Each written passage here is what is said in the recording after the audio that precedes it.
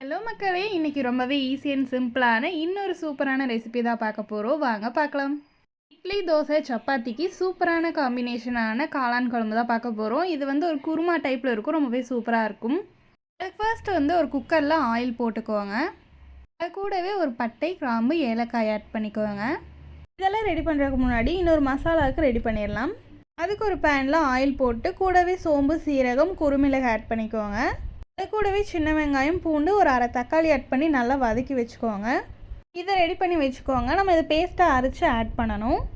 கொஞ்சமாக வதங்கினதும் பெரிய வெங்காயத்தை எடுத்து ஆட் பண்ணிக்கோங்க. வெங்காயத்தை நல்லா வதக்கிக்கோங்க. வெங்காயம் வதங்குற அளவுக்கு குழம்பு நல்லாவே டேஸ்ட்டாக இருக்கும்.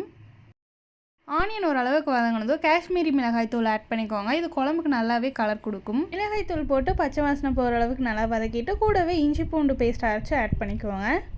இதை ஆட் பண்ணதுக்கப்புறமா கொஞ்சம் நேரம் நல்லா வதங்கினதும் தக்காளி ஆட் பண்ணிக்கோங்க. நான் ஒரு தக்காளி ஆட் பண்ணியிருக்கேன், உங்களுக்கு தேவையான அளவு ஆட் பண்ணிக்கோங்க.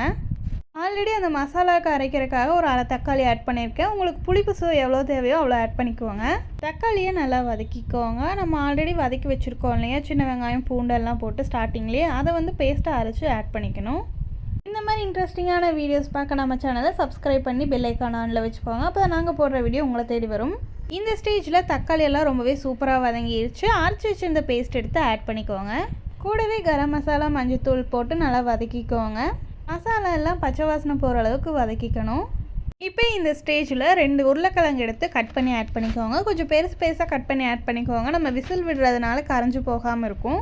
உருளைக்கிழங்கு சேர்த்து ரொம்ப நேரம் வேகணும்னு அவசியம் இல்லை, கொஞ்சம் நேரம் வெந்தாலே போதும். ஏன்னா நம்ம எப்படியா இருந்தாலும் இதை விசில் விட தான் போகிறோம், அதனால் உருளைக்கிழங்கு அப்போவே வெந்துடும். அது கூடவே மஷ்ரூம்ஸ் ஆட் பண்ணிக்கோங்க.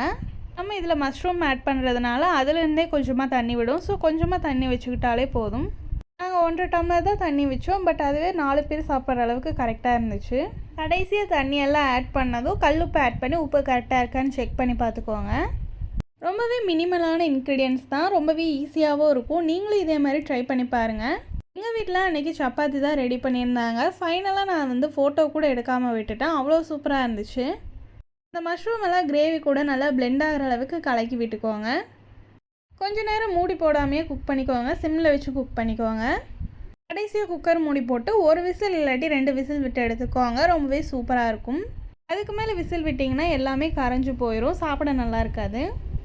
இந்த ரெசிபியை மறக்காமல் ட்ரை பண்ணி பாருங்கள். ட்ரை பண்ணிவிட்டு எப்படி இருந்துச்சுன்னு கமெண்ட் செக்ஷனில் கமெண்ட் பண்ணுங்கள். உங்களுக்கு ஏதாவது ஈஸியான ரெசிபி தெரியும்னாலும் அதுவும் கமெண்ட் செக்ஷனில் கமெண்ட் பண்ணுங்கள்.